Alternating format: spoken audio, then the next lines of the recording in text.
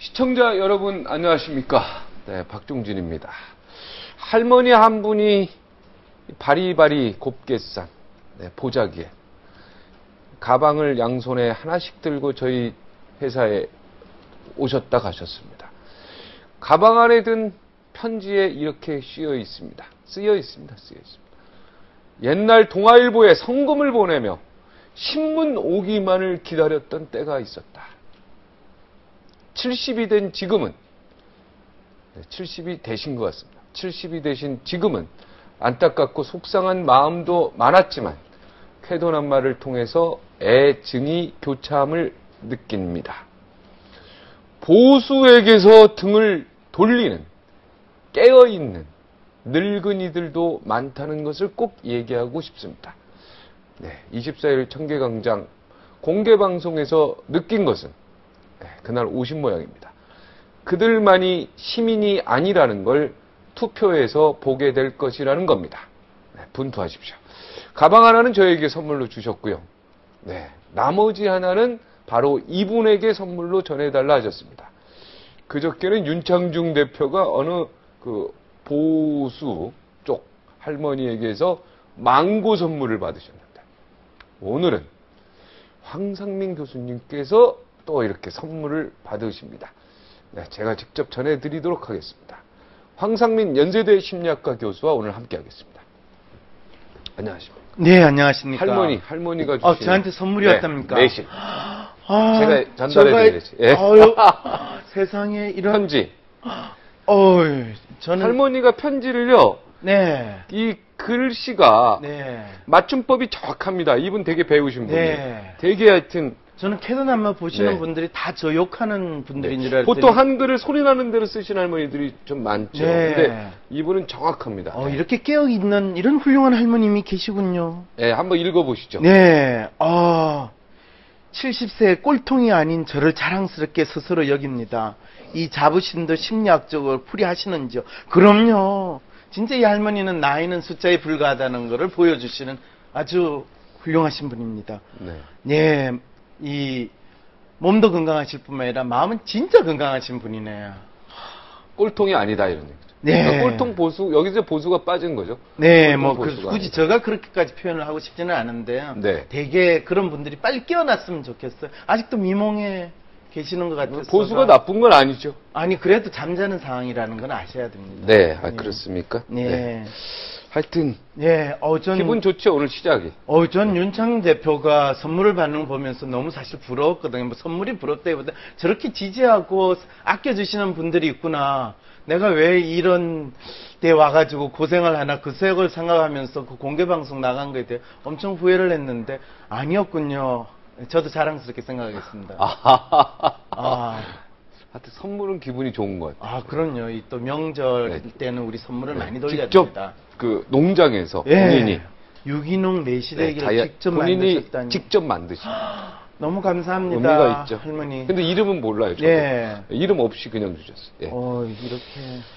이러면 어떻게 그럼 이 보답을 해드려야 되죠? 저 열심히 여기 출연하셔서 더 가열차게 말씀해 주시고 누가 우리의 훌륭한 지도자가 될 것인가, 이 나라를 이끌어가는 사람의 기본 자세는 어떻게 해야 될 것인가, 이런 거에 대한 이야기를 하면 되는 거죠. 괜히 안 나오신다 이런 얘기 하지 마시고. 알겠습니다. 적어도 할머니 때문에 제가 한 달은 확실히 나오기로 하겠습니다. 그러면.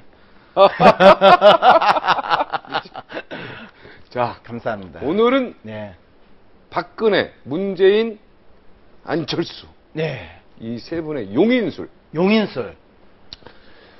우리 시청자 여러분들이 아주 좋아하는 이 사람 주변에, 저도 청와대 출입기자 같은 거, 청와대 출입기자 하면서, 같은 게 아니라, 청와대 출입기자 하면서 느낀 게, 대통령 주변의 사람들이 사실은 실제적으로 정치를 하고 있다. 맞습니다. 그래서 그 측근들이 누구이냐, 이게 사실은 정말 중요한 얘기예요. 진짜 중요합니다. 많은 분들은 어떤 분이 대통령이 되면 이 나라가 잘 될 것인가에 대해서 참 고민을 많이 하십니다. 그리고 대부분의 한국 사람들의 심리에서 대통령을 거의 메시아 내지는 전지전능한 어떤 분으로 생각을 하시려고 그러고, 또 어떤 분이 그렇게 훌륭하신 분이 대통령이 되기만 하면 이 나라를 아주 좋게 만들 거라고 기대를 하십니다. 그런데 안타깝게도 대통령은 혼자 일을 하는 게 아닙니다. 그분이 아무리 훌륭한 분이더라도 주위에 계시는 분들이 다 멍청하거나 또는 부패했거나 이러면 그분이 망가지는 건 순식간입니다. 그래서 우리가 어떤 분을 대통령으로 선택할 것인가의 문제는 그분이 훌륭한 것인가라는 것도 중요하지만 그거보다 더 중요한 건 그분이 훌륭한가는 한 20%만 보면 됩니다. 나머지 80%는 그분 주위에 어떤 사람들이 몰려들고 있고 또 그분의 현재 그분이 몰려든 사람들을 어떻게 활용하고 있는가, 이 용인술이 진짜 그분이 훌륭한 대통령이 될 수 있는 가장 분명한 바로미터가 될 수 있는데 많은 분들은 사실 대통령 선거의 과정에서 그분의 용인술에 대해서는 사실 그렇게 제대로 판단을 못하고 있습니다. 제가 그동안 여러 대통령이 되신 분들과 되시려고 하시는 분들을 나름대로 심리 분석을 하고 이미지를 조사를 할 때 가장 중요하게 봤던 것은 이분이 과연 주위에 있는 사람들을 얼마나 적재적소에 활용할 수 있으며 또 주위에 현명하고 많은 능력을 있는 사람들을 얼마나 잘 이 선택을 할 수 있는 그런 사람 보는 눈이 있는가, 그 부분을 가지고 그분의 앞으로 미래에 대해서 저 나름대로 판단을 했는데 안타깝게도 많은 훌륭한 정치인들이 그런 능력들이 생각보다 그렇게 높지 않다는 사실을 발견을 하고, 아, 많은 분들이 왜 저분이 저렇게 훌륭하고 잘나신 분인데 왜 미래가 그렇게 예상했던 대로 되지 않았는가, 그거에 대한 이유를 찾을 수 있었습니다. 네. 논문에서 지금이 거의 이제 서론. 네. 서론 얘기하신 거예요. 아, 그렇습니다. 예. 아. 구체적으로 질문을 구체적으로 해주십시오. 이제 강론으로 가요. 예. 박근혜 후보의 측근을 평가해 주십시오. 사실은 박근혜 후보의 측근이라고 하는 사람들, 구체적인 인물을 거론을 해도 네, 됩니까? 되겠죠. 네. 지금 사실 그분들 주위에 누가 있느냐 하면 가장 많이 언급되는 분들이 김종인, 네, 최경환, 최경환, 네. 그 다음에 이정현, 네. 네, 이정현, 이런 분들을 언급을 하시는데 이분들 다 훌륭하신 분들입니다. 그런데 박근혜 대표는 어떤 분을 주로 믿고 쓰느냐라고 할 때 많은 분들이 이구동성으로 믿을 수 있는 사람, 배신하지 않을 사람, 이런 이야기들을 많이 하시는 거 아시죠? 네, 의리가 있는 사람. 뭐 어리다는 거를 저는 표현하기는 쉽지 않은데 배신하지 않는다는 걸 상당히 중요시 여깁니다. 네. 그래서 박근혜 대표는 일단 사람을 쓰는 데 있어서의 가장 중요한 건 그 사람이 능력이 있느냐 또 아니냐보다는 일단은 저 사람은 얼마나 믿을 수 있고 배신하지 않을 거냐. 뭐 얼마 전에 대변인에 임명될 뻔했다가 그만두신 분, 그분도 김재원은 그분도 상당히 오랫동안 박근혜 이 후보를 네. 옆에서 모신 뭐 핵심 측근이라는 이야기도 있지 않습니까? 네. 그런 측면에서 그분이 실수를 하느냐 문제보다는 나를 배신하느냐 배신하지 않느냐. 과거에 아버님이 돌아가신 다음에 주위에 있던 많은 사람들의 배신의 경험을 이미 했고, 그 다음에 당신이 1998년에 이후에 정치에 진출을 한 다음에도 당신 주위에 몰려들었다가 아니올시다 이러면서 배신한 사람 있죠? 대표적인 사람 뭐 어떤 여자 국회의원 있지 않습니까? 전역 의원. 그런 경험들을 이제 하셨기 때문에 이분의 용인술은 배신할 인간인가 배신하지 않은 인간인가, 그리고 지금까지 오랫동안 나를 주위에서 보좌한 사람들을 중심으로 뭐 용인술을 쓴다, 이 부분은 아주 잘 알려져 있습니다. 네. 그러다 보니까 이제 새로운 인재들을 널리 쓴다라는 부분에 대해서는 상당히 약하지 않을까. 그랬을 때 이분이 나중에 대통령이 된다면 그분 주위에는 과거 박정희 대통령 시절부터 이분하고 인연이 있던 분이거나 아니면 지금까지 그분을 배신하지 않고 쭉 이분을 모셨던 분들이 핵심 측근으로 있고, 요 근래 이제 선거를 다시 나오시면서 여러분들을 이제 또 모시기도 하죠. 네, 그러니까 어떻습니까? 측근 평가를.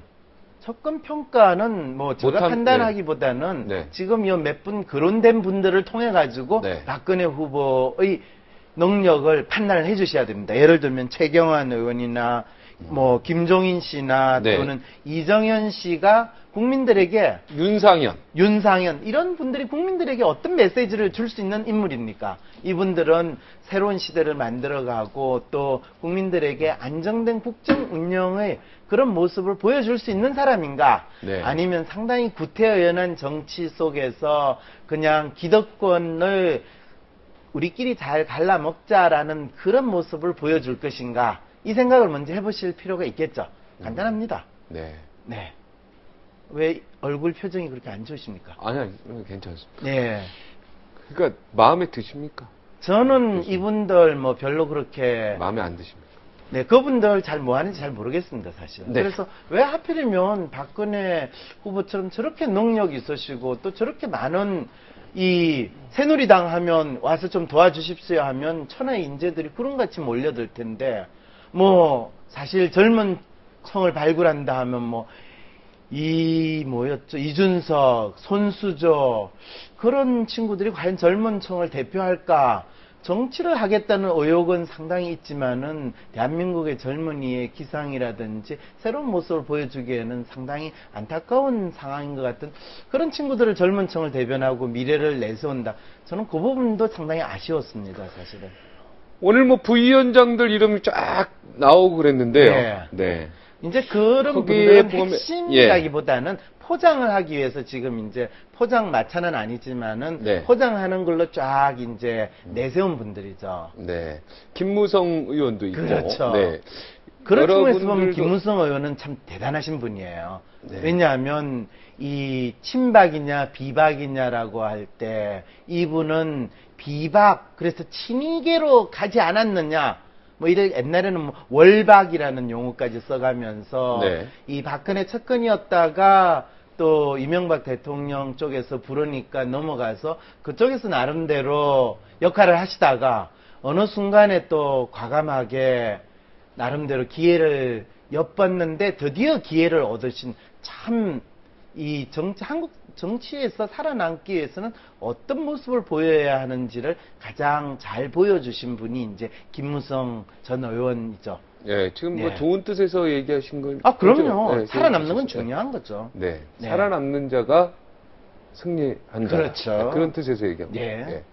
그분 훌륭하신 분이에요. 아, 그럼요. 네. 훌륭하시죠. 네. 살아남기 때문에. 아니, 그러지 않더라도 훌륭하신 아, 그렇습니까? 죽으면 별로 훌륭하지 않은데. 네. 아, 죽고 나면 또 다들 훌륭하다고 칭송은 하긴 해요. 네. 네. 개인적인 생각입니다. 아, 예. 그러시군요. 예, 자, 만나보셨군요. 예, 예. 아, 네. 그럼. 또 뭐 궁금하신 분 그런데요. 있습니까? 이분이. 예. 정몽준 후보 측 사람들, 특히 네. 이재우 후보 측 사람, 네. 이재우 의원 의원. 포함해서. 네.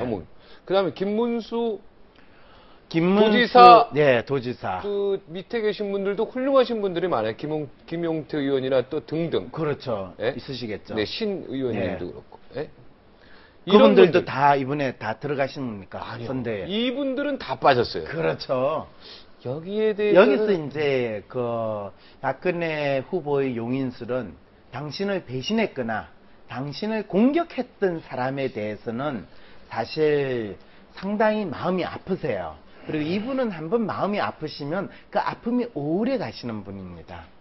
그렇기 때문에 이분한테 한번 잘못 뵀다 하면 두 번 기회를 예상하지는 마십시오. 네. 그러니까 예. 이분들은 다 이제 잘못 보인 분들. 그렇죠. 이재우 의원이나 김문수 도지사 같은 경우에, 뭐, 김문수 도지사 같은 경우에는 경선하시는 과정에서 좀 막말을 좀 하셨다는데, 저는 뭐, 그 정도는 충분히 할 수 있지 않았냐. 이전에 그 홍준표 전 의원이 이명박 그 후보에 대해서 막말하거나 공격하는 거에 비하면 사실 애교 수준으로 볼 수 있는데도, 아, 김문수 도지사 관련된 사람을 전혀 기용을 하지 않았다라는 거는, 아, 그 앙금이 상당히 가슴이 아프셨구나. 그런 측면에서 본다면, 박근혜 후보 같은 경우에 사람을 쓰는 데 있어서는 몇 가지 계급이 있지 않는가. 그것은 마치 여왕께서 신하를 쓸 때는 성골 출신이냐, 진골이냐, 육두품이냐, 오두품이냐 이런 풍계에 따라서 구분해가지고 쓰는데 혹시 그런 이야기 들어봤습니까? 그 박근혜 의원 주위에는 천종산삼과 장내삼과 인삼, 인삼, 도라지급으로 도라지. 구분돼 있다는 거. 아, 아시긴 아시는군요. 네, 들어봤죠. 예, 천정산삼은 어떤 분인지 아시죠? 뭐 영원히 함께할 동지 아닙니까? 그렇죠. 아버지 때부터 박근혜 의원과 같이 해왔을 뿐만 아니라 이 당신이 1998년에 정치를 한 이후로 옆에서 또는 뒤에서 보좌를 하신 그런 분들은 천정산삼이에요. 누구입니까 이분이? 저도 개인적으로는 잘 아, 모르시는데, 그랬죠. 예, 뭐, 그다음에 그까지는 알려가지고. 장내삼. 장내삼은 친박 실세 의원. 요즘 뭐, 김재원 의원 그 정도 되면 장내삼 정도 되겠죠. 네. 인삼, 인삼이나. 뭐, 범친박, 예, 범친박. 뭐 도라지. 본인은 친박이라고 주장하는데 주위에서 진짜 친박인지 아닌지 쟤는 월박인가 뭐 이런 생각이 드는 그런 분들이 아니죠. 인삼도 비싸죠.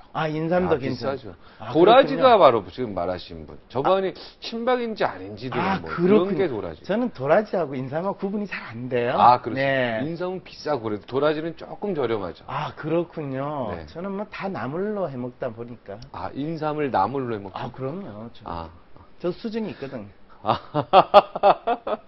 자, 그럼 이제 네. 다음으로 넘어갈까요? 그렇죠. 문재인 후보.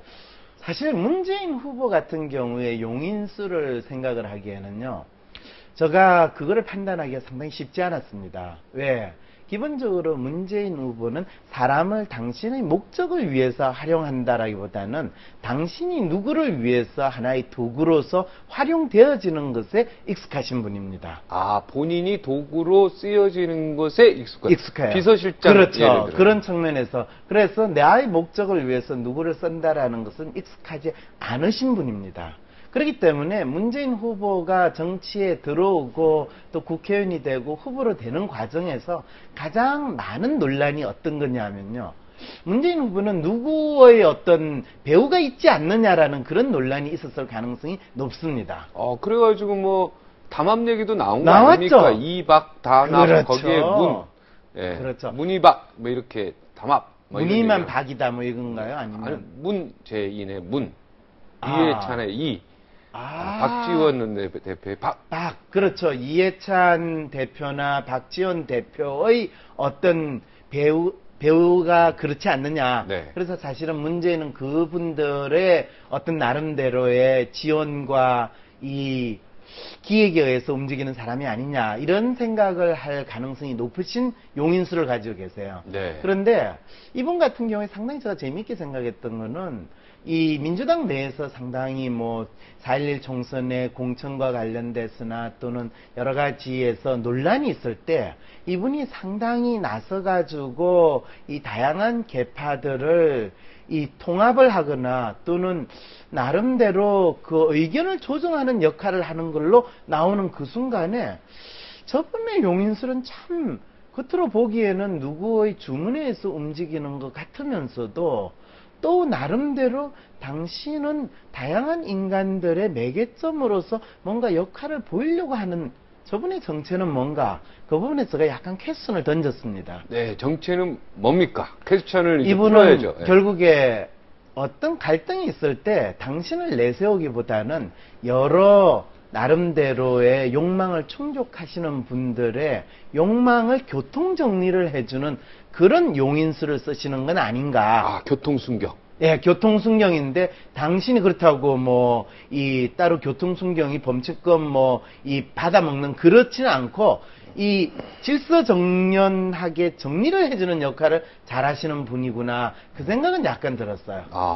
그러나 대통령은 교통순경 단순한 교통순경이 아니라 네. 직접 차를 몰고 네. 자기의 의견과 자기의 철학을 관철시켜야 되는 거 아니겠습니까? 그게 이제 향후 이 우리의 대통령은 어떤 역할을 해야 될 거냐? 고속도로에서 내 차를 내가 풀 스피드로 몰고 가야 될 거냐? 아니면 복잡한 뭐 시청 앞 내거리에서 오거리에서 다양한 방향으로 왔다 갔다 하는 그 차들의 교통의 흐름을 원활하게 할 거냐? 이게 이제 우리가 지금 기대하는 대통령의 역할과 관련된 문제입니다. 네. 지금 우리가 대통령 후보의 용인술에 대해서 이야기를 할 때 지금 대한민국에서 우리가 어떤 하나의 방향을 해가지고 돌격 앞으로 할 때라고 생각을 하십니까? 아니면 다양한 목소리를 가진 사람들이 나름대로 각자 자기 위치를 찾아가면서 이 흐름을 잘 하게 되는 이런 역할을 해야 되는 상황이라고 보십니까? 답을 좀 정해놓고 물어보신 거 아니겠습니까? 아닙니다. 저는 전혀 답을 정해놓고 그렇게 물어본 게 질문하면 아닙니다. 다 후자죠. 아, 후자입니까? 네, 다 후자로 보고. 무슨 소리입니까? 지금 대한민국은 국민소득 2만 불 수준에서 국민소득 4만 불이나 5만 불이 돼야 되고, 지금 이 동북아 이 긴장 속에서 일본과 중국의 긴장, 그 다음에 미국과 중국의 대립 속에서 우리가 살아날 길을 찾아가지고 이 동북아의 중심국가로 나아가야 되는 그런 상황이라고 보시지는 않으십니까? 어떻게 보십니까? 저는 후자가, 후자를 보십니까? 네, 저는 후자가 야, 더. 제가 닭 앵커의 시대를 보는 눈에 있어서 오늘 제가 상당히 저분이 탁월하신 분이구나 인정을 하지 않을 수 없게 됐습니다. 네. 지금 대한민국은 상당히 다양한 집단들이 각기 자기 목소리를 내고 있는 상황입니다. 이것이 단순히 좌파냐 우파냐가 아닙니다. 이거는 남쪽 북쪽의 문제가 아니라 동서남북 각각에서, 심지어는 하늘 위나 하늘 아래에서, 심지어는 땅 밑에서도 지금 날리고 바다에서도 날리고 각자 자기 주장이 옳다고 주장을 하기 때문에, 그리고 그 와중에서도 내가 챙겨야 되는데 내가 조금이라도 손해가 나면 안 된다라고 하는 다양한 집단들 사이에서 이 지도자기 때문에 내 말이 옳아요라고 밀어붙이는 사람이 문제가 아니라, 어쩌면 이 다양한 목소리를 어떻게 조정을 해야 되는가, 조정술이 지금 상당히 필요한 시대는 아닌가. 그랬을 때 사실은 문재인 후보의 용인술은 다양한 사람들의 이익을 각자 니목 내목 뜯어주면서 뭔가를 만들어주는 이 부분은 상당히 타고나긴 한데, 당신의 목소리는 뭡니까? 라는 부분에서는 글쎄요, 내 목소리는 내 주위에 있는 사람을 좀 보셔야 됩니다 하는데, 그 주위에 모여든 분들이 그 주위에 모여있는 분들이 매우 중요하잖아요. 왜냐면 교통순경 역할들에도 그 교통순경 조절해야 되는, 협상을 해야 되는 그 의견들이 합리적이어야 되죠. 자, 거기서부터 합리적이어야 된다라는 건 가정입니다. 네. 많은 경우에 인간은 합리적인 동물이라고 그럴 때 저는 웃습니다. 인간은 합리적 동물 아니라는 거 아시죠?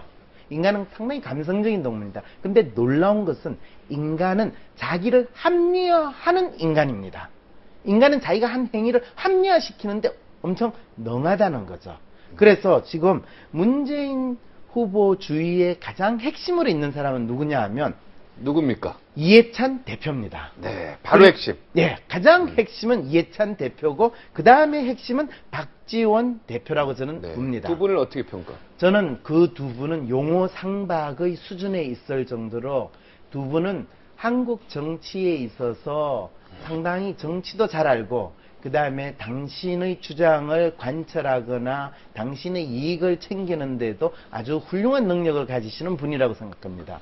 안타깝게도 그 두 분은 당신 스스로가 대통령이 되겠다고 나올 수 없는, 그렇지만 훌륭한 정치인, 그렇지만 많은 분들이 아주 밥맛 없어하는 그런 정치인이기도 한 이 극단적인 모습을 보이시는 분들입니다. 이 양극단에 있는 이 두 분이 문재인 후보를 나름대로 서포트를 하고 있다라고 볼 수 있겠죠, 아무래도.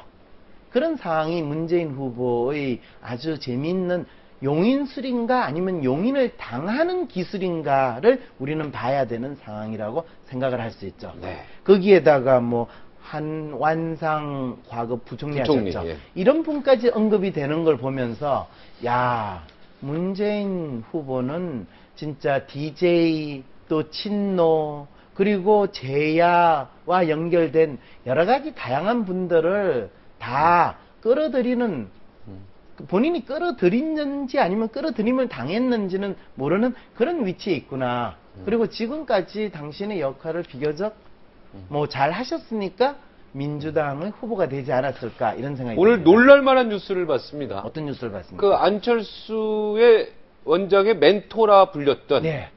윤여준 전 장관이 네. 환경부 장관 하셨죠. 네.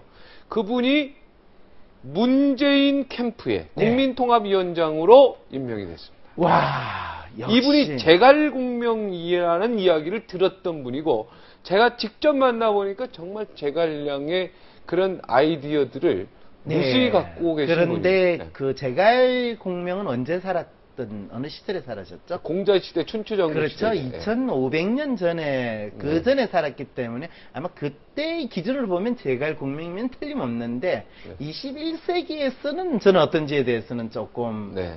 저도 판단을 놀랄 만한 뉴스. 네, 그런데 놀라운 거는 역시 문재인 씨의 용인술이 대단하구나. 이 용인술은 본인이 용인을 당하는 허허실실 전법으로서 사용하는 용인술이다라고 이야기를 할 수 있겠습니다. 네. 공개 방송에서는 뭐 민주당을 좀 이렇게 뽀갤 걸 많이 있다고 했는데 오늘은 아니네요. 네. 민주당은 지금 뽀개고 있습니다. 아, 그렇습니까? 지금 민주당은 이 정권을 얻기 위해서는 온갖 종류의 다양한 분들의 욕심을 채워주면서 그분들이 합심할 수 있는 아주 분명한 장을 지금 만들고 있다는 겁니다. 이거는 좋은 이야기인가요? 나쁜 이야기인가요? 좋은 이야기로 들립니다. 그렇습니까? 네. 그럼 민주당에 참여하시는 분들은 각자 자기 욕심을 챙기면서도 대통령이 되게 한다는 게 이게 좋다는 말씀이세요? 지금 잠깐 헷갈리거든요. 네. 제가 좀 집중을 못했습니다. 저 이야기에 집중 좀 해주세요. 네, 알겠습니다. 네, 저도 지금 상당히, 왜냐하면 지금 한국 사람들의 심리가 어떤 심리냐 하면요. 내 욕심을 일단 먼저 챙겨보자. 그리고 챙기고 나서 겉으로는 그럴듯한 명분을 내세우자. 이 심리를 가장 잘 보여주는 대표적인 이 동네가 민주당이고요. 그리고 그 민주당을 대표하는 후보가 문재인 후보인데 이 문재인 후보는 그거를 지금 아주 다양한 분들을 잘 끌어들이면서 그 부분을 잘 지금 하시고 계신다는 겁니다. 자, 이제 안철수 원장 이야기는요. 네. 오늘 또 귀중한 그 분이 한 분 나오십니다. 안철수 원장 좀 정리를 하고 그분을 모시면 안 될까요? 그래요? 3분이면 되는데. 네, 3분 네. 정리하시죠. 네. 안철수 원장의 용인술은 뭐라고 보십니까? 좀 뭐 뒤죽박죽? 아니면 뭐 지금 정확히 모르겠어요, 저는. 사실은 안철수 원장은 용인술이라는 게 아직까지 없습니다. 없다. 네, 그분은 기본적으로 사람을 쓴다는 개념이 상당히 없는 사람입니다. 그런 생각이 없다. 네, 왜냐하면 저는 그분이 실제로 처음에 이 출마 선언을 하시면서 공식적으로 출마 선언하면서 왜 나오신다고 그러셨어요, 그분이? 기성 정치에 잘못된 것을 개혁하기 그렇죠. 위해서. 정치 쇄신하겠다고 하셨어요. 그런데 그분이 당신이 지금 일주일 정도 지난 다음에 정치 쇄신으로 뭘 하신지 아십니까? 당신하고 같이 일할 분들을 주로 모았다고 영입해야죠. 했죠. 네. 그래서 그분들 했는데 유민영, 박선수, 그 다음에 또 뭐 기억나시는 분 있습니까? 안영민, 그 다음에. 네, 거기가 기획, 금태에서. 네, 그렇죠. 그 다음에 또 본부장으로 또 변호사 한 분 계시죠. 네. 강인철 네, 변호사. 강인철이나 금태석 그분들은 다 검사 출신 변호사시거든요. 네. 그분들은 정치하고 별 관계가 없으세요. 네. 그래서 항상 이분들은 좀 따로 떼놓고 보시고 나머지 분들 정치 쪽에 조금이라도 관련이 있던 분들의 공통점이 뭔지 아십니까? 네, 박인복 씨도 있네요. 김대중 대통령 때 춘추관장하죠. 김대중 대통령보다는 더 중요한 인물이 여기에 나옵니다. 네. 고 김건태 의원에 관련 있는 사람들이 여기에 지금 다 몰려있다는 겁니다. 네. 그걸 보통 GT 계열이라고 그러는데 네. 실제로 GT 계열의 보좌관이나 그 GT와 김건태 의원과 관련된 분들의 핵심 분들이 지금 안철수 후보 주위에 포진하고 계십니다. 네. 그럼 그건 뭘 의미하느냐 하면 안철수 후보는 고 김건태 의원과 유사한 용인수를 쓰고 있다라는 말씀이시죠. 네.